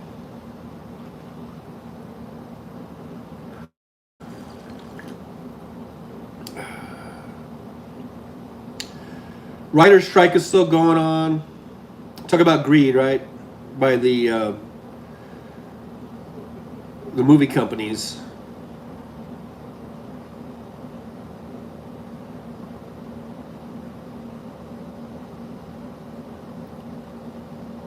And that's all. The main thing there is about AI, right?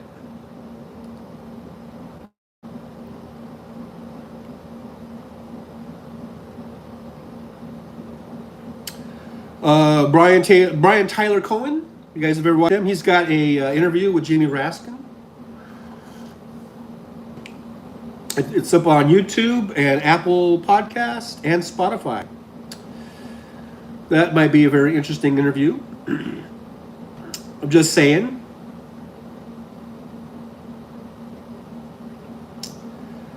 Let's see here.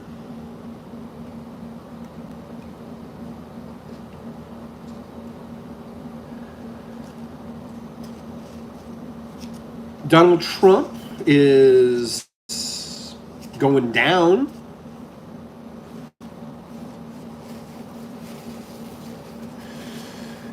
I know that MAGA loves Trump. They'll love him no matter what. But I gotta think that there's a certain part of the Republican Party who would vote for him, but they're probably like, if he goes down, he goes down. It might not be a bad thing. There's a certain percentage of Republicans that probably would like to see Trump just go to prison or just disappear in some way. And they're just sort of riding this thing out, They're just hoping. They're probably hoping it would get over just as much as we are. And by we, I mean us good people, us good Democrats. There's another disgraceful person, Marjorie Taylor Greene.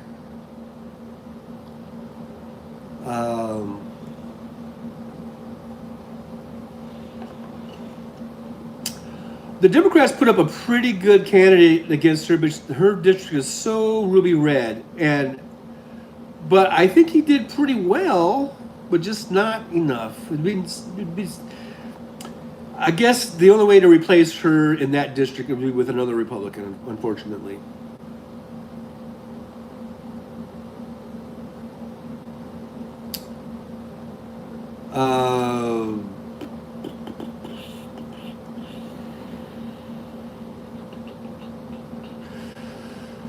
Reuters, this is from 22 hours ago. They were reporting on the Ohio voters rejected a Republican-backed measure that would have made it harder to amend the state constitution, an initiative aimed at helping defeat a November referendum that would protect abortion access in the state.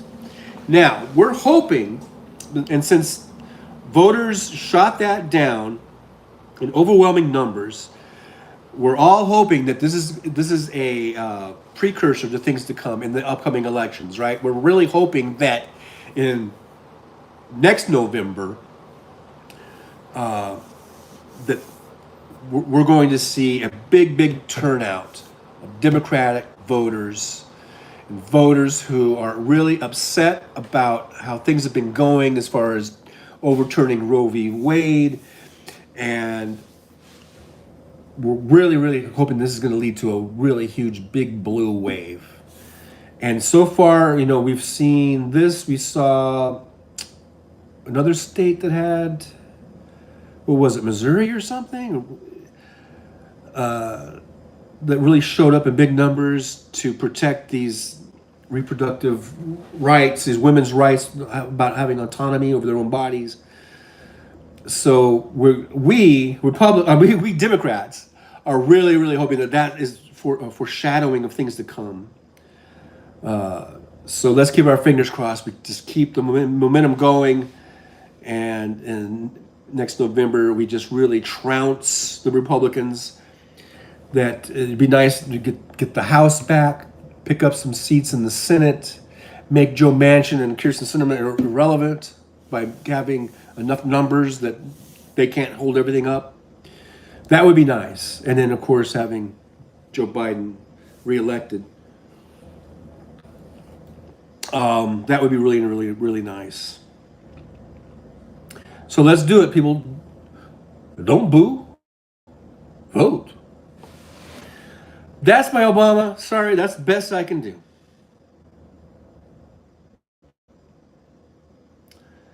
That's the best I can do.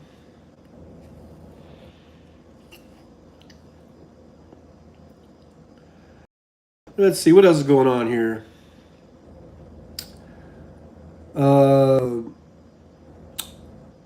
This is from yesterday. Robbie Robertson, the musician best known as the lead guitarist for the band, has died at age 80.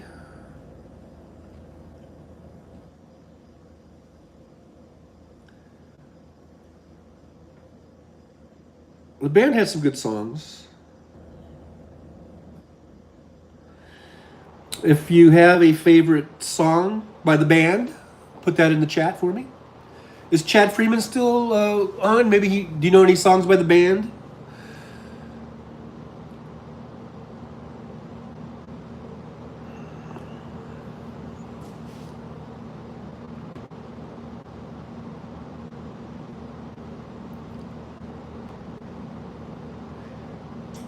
Kelly Clarkson is. I just saw George Akai posted something about Kelly Clarkson, who made a lyric change in a song, I guess, called Piece by Piece, after her divorce, has fans cheering.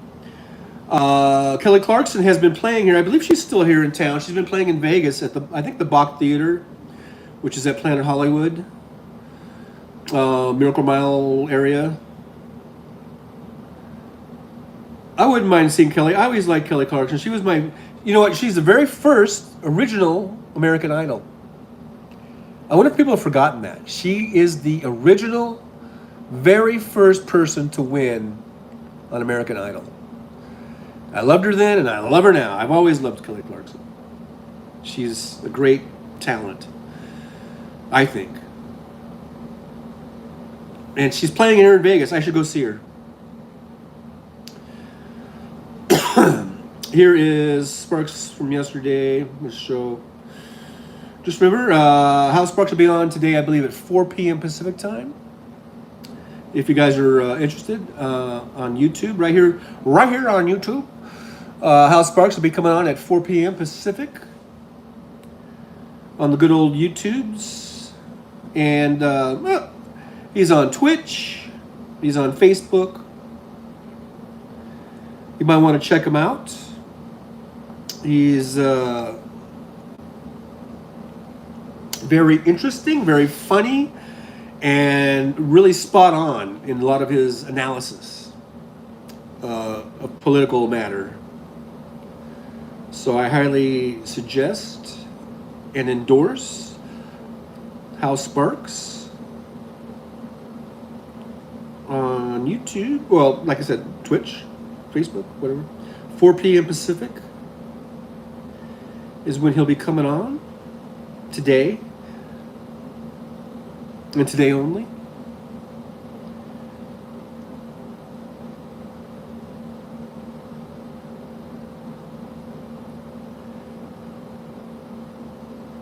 So I don't know if I'm seeing here, but Adam, what's going on with the fires over there in Hawaii? And it's crazy. Isn't that crazy? There are reports of people having to jump in the ocean in order to escape these fires. So that is crazy to me.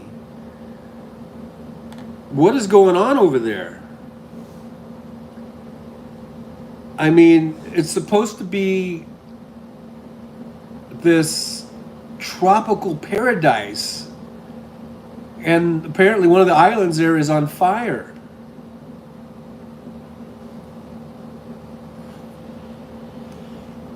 And not just a little fire, people are jumping in the ocean. People have died. That's pretty scary.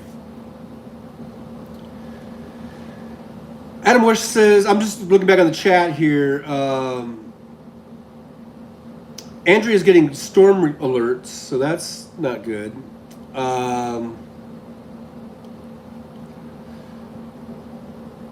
Adam says, yeah, the comma can replace the word was. Bothers me too.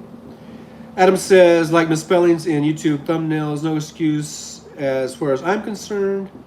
Adam West says, I don't think they killed him randomly. I think the guy was fully armed and waiting. Oh, yeah, the Utah guy. Yeah, he probably suicide by cop maybe or whatever. I don't know. Or going out with a blaze of glory. Adam West says, yes, Ohioans shouldn't be complacent, though. They said the Republicans are trying to push their abortion bans in Ohio still. Yeah, don't ever be complacent, because complacency is death. I said that on MySpace probably 20 years ago. I wrote a big piece that I wrote on MySpace. And I think I titled it, Complacency is Death. And that was in a response to, I think, some Joe Lieberman bullshit. What a piece of work that guy was. And is. He's still around. Like, no labels, asshole people. Adam says there was one near us yesterday. Okay, so Adam, we're talking about the fire now. Adam West says, I'm on Big Island, one island over from real disaster in Maui. So Maui is, and Adam says 36 people have died. Oh my God. I think it was moving too fast for them to outrun it, apparently. Adam says 80-mile-an-hour winds. Not much rain. Oh my gosh. When you have high winds like that and it's dry, there's no rain, it's just a tinderbox, you know? Adam says, hurricane narrowly missed us. Adam says, here on Big Island, all the fire trucks were out fighting fires. Wow. That is scary. Adam says, laughing out loud, MySpace, awesome.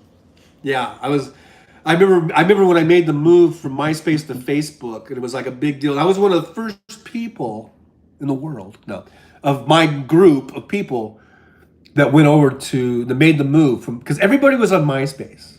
My little group, my family, my friends, my old high school chums, we were all on MySpace. And then I remember hearing about Facebook, and I think I looked at it and I thought, oh, this is stupid, you know. I'm not going to Facebook. I'm going to stay on MySpace. MySpace is cool, you know. And I had a really cool page that I made.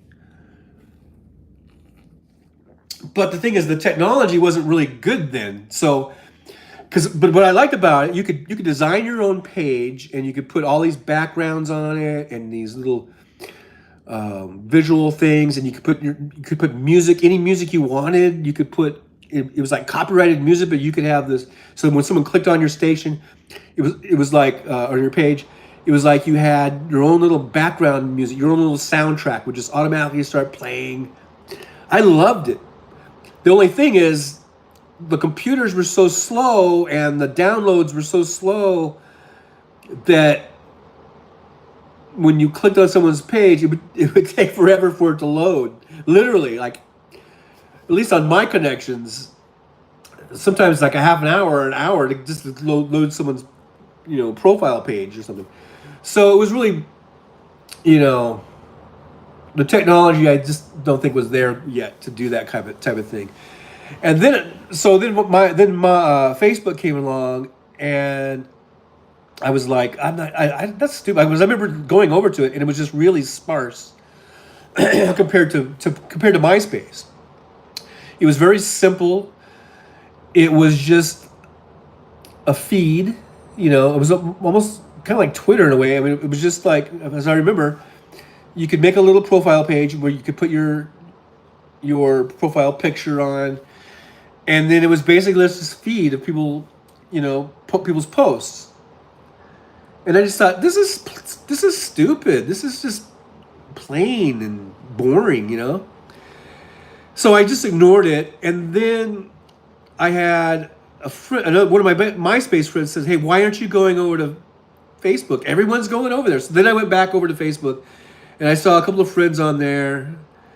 So I was like, "Okay, I guess I'll go ahead and you know, make a page, make a profile page, but I'm probably not going to use it." And so then I did. That was back in what year was that?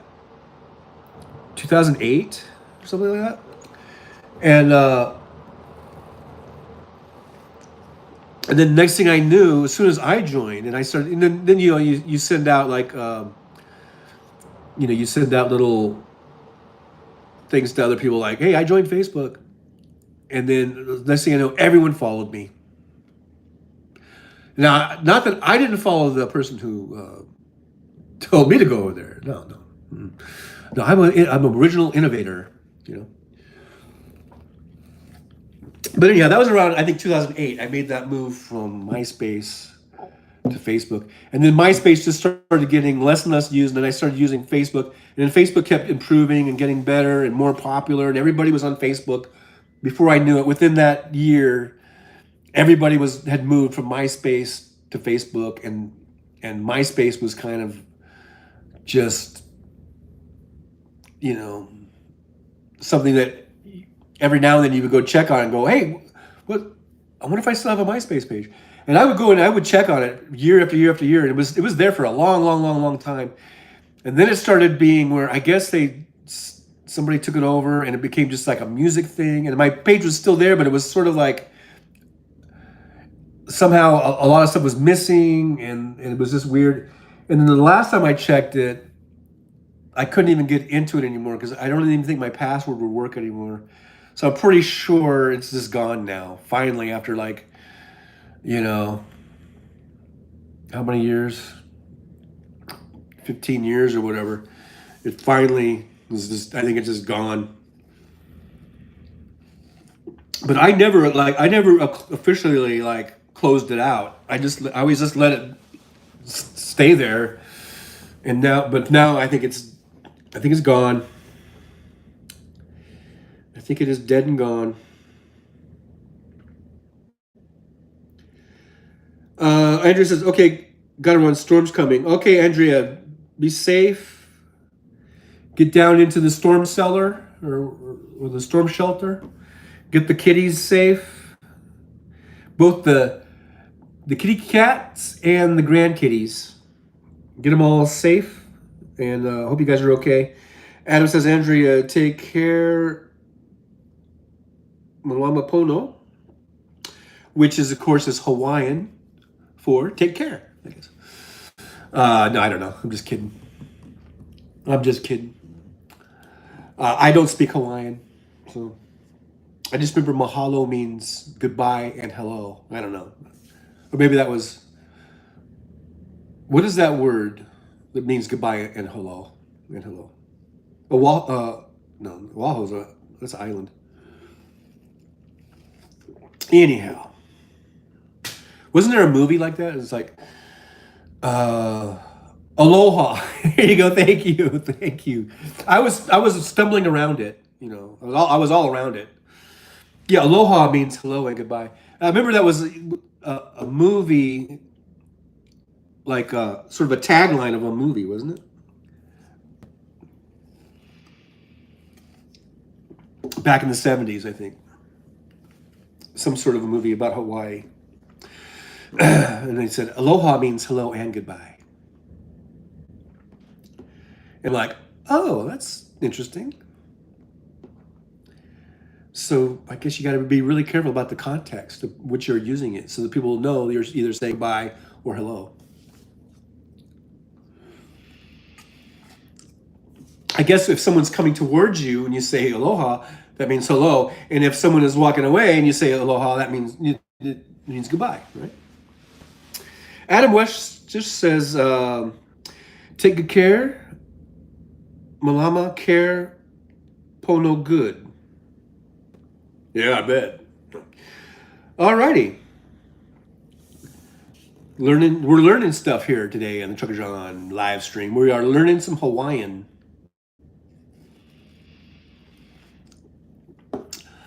Let's see. Adam West just says mahalo, thank you, nui, very much. Mahalo nui, thank you very much. Oh, thank you very much. Oh, thank you. I wonder, did Elvis ever say, "Oh, mahalo nui, mahalo nui"? Oh, thank you very much. Adam West says, oh yeah, Aloha. Never saw that film. Was that the name of the film that they said where that tagline was? Aloha means hello and goodbye. Adam West says, yeah, hearing a local say aloha sarcastically, which can happen. Aloha? I don't know. How do you say aloha sarcastically? Well, aloha. Aloha. I'm trying to be sarcastic. It's like, aloha. I don't know. I got to work on that one.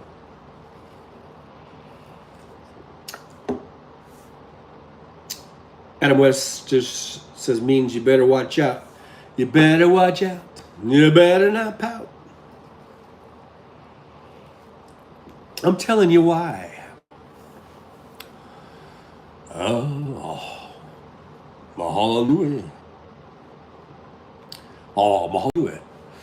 You know, Elvis did a really huge live concert from Hawaii. That was huge. It was seen all over the world. It was a live broadcast. They say, I think,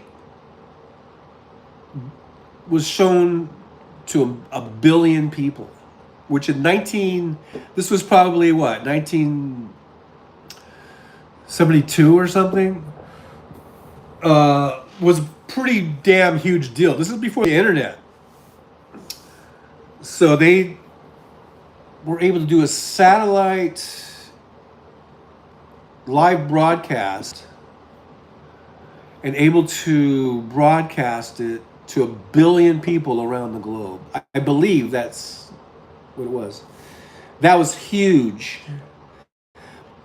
People who weren't alive during Elvis's time, I don't think realize how huge Elvis Presley was. He was definitely the king of rock and roll. I mean, how do you think about today? Like who is big today? I mean, there are big stars like Beyonce or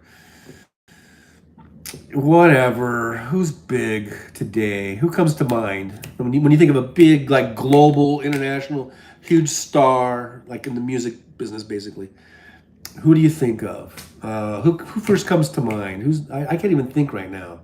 I said Beyonce, and she's not even probably anymore. On the top, but whatever it is, no one comes even close to Elvis, and even there was the Beatles. The Beatles were so huge. Elvis was so huge.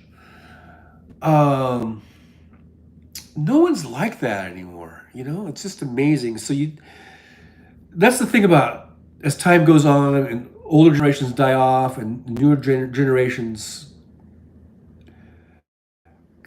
come into being, and you can make movies about Elvis and stuff like that, but I don't think you'll ever really know what it was like, to live during Elvis. He was really an amazing performer, and he was huge, and he was a worldwide. He was known all throughout the world.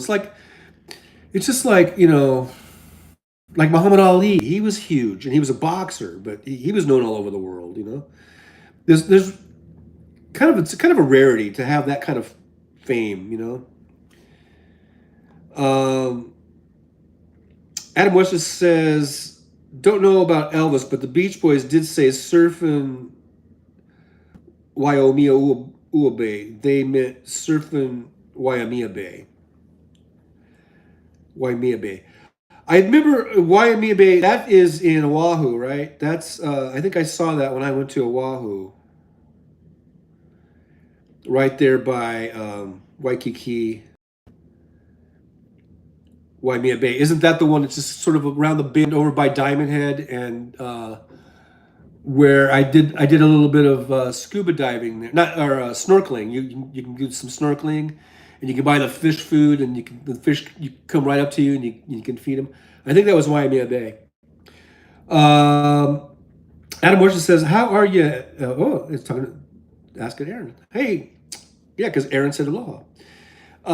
But I think refresh my memory, Adam, if I've got the right place. I think Waimea Bay is that one that's right up from Waikiki there, and where tourists like me gets rent some scuba or some snorkel. I think I forget if I rented or if I bought a little snorkel and some fins. I think I rented them because I didn't carry that with me. I don't remember buying it. I guess you could maybe rent a snorkel and some fin, the flap, the little, you know, feet flapper things, and do a little snorkeling, and you could buy these tubes of fish food, and you've got your mask on, so you're underwater, and you can see the fish come right up to you, and you can feed the fish with your little fish food tube thing. Pretty sure that was Waimea Bay.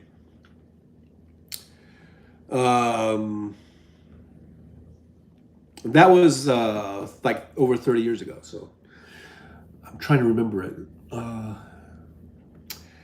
Adam West just says, you're thinking of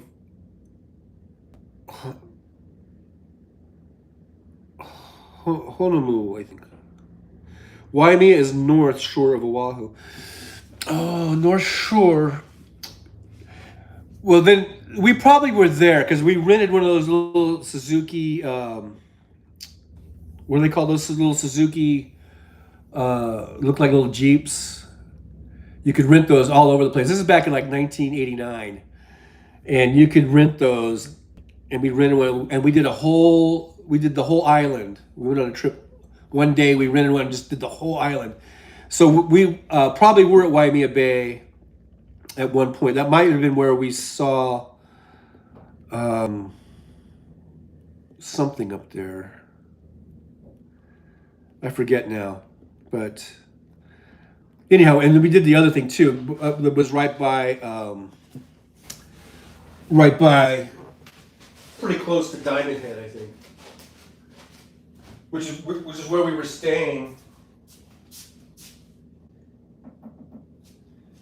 We were staying right there at Waikiki Beach. You know, it's very touristy there. At one of the, it was a nice hotel right there on the beach. It was for my honeymoon. And we stayed there, and anyhow, snorkeling is probably at Hanauma, Waimea, pronounced Waimeu, or Vai, may. Adam Wishes says, Hanauma, I meant.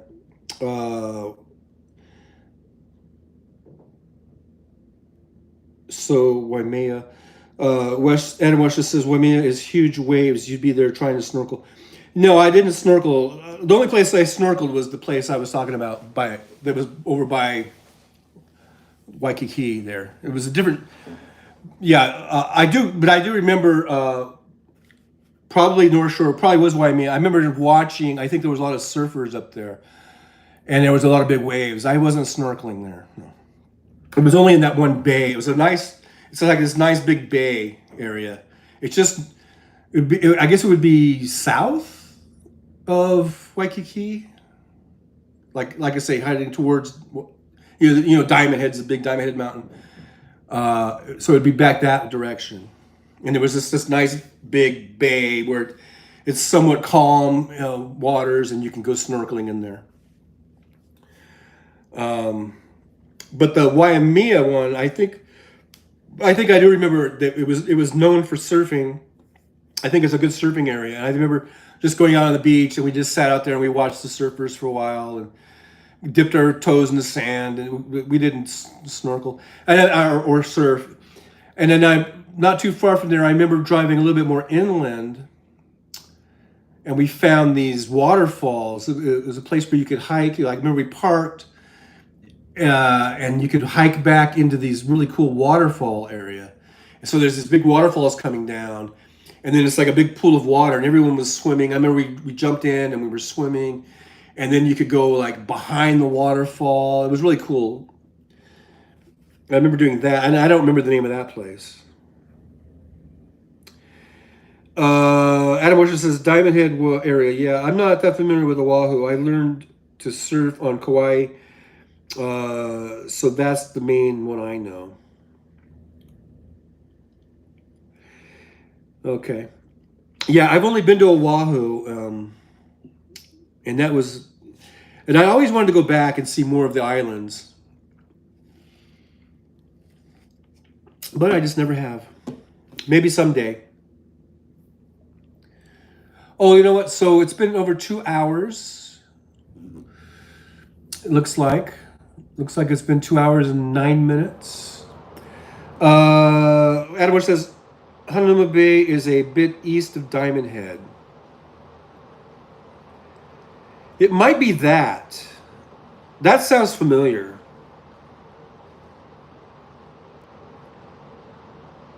That might have been it, where we did the snorkeling. That name definitely sounds familiar. Anyhow, thanks for being here, everybody.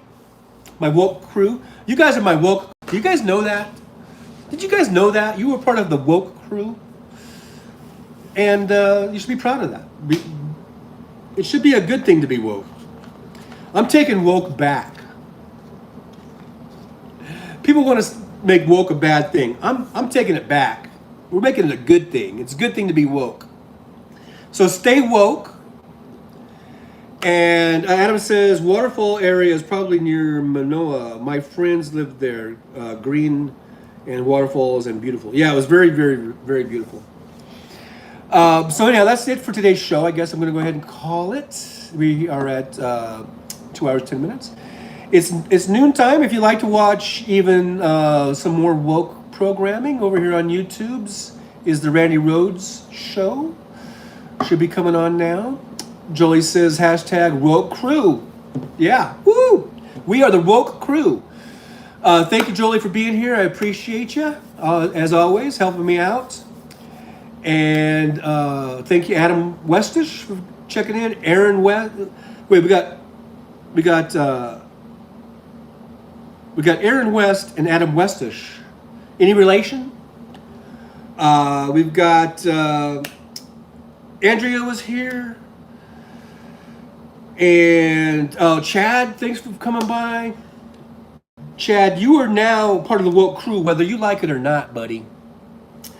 Jolie says, "Hello, Sport Trucker John live stream. Buy me a coffee." Yes, please buy me a coffee because I am out of I am actually officially out of coffee.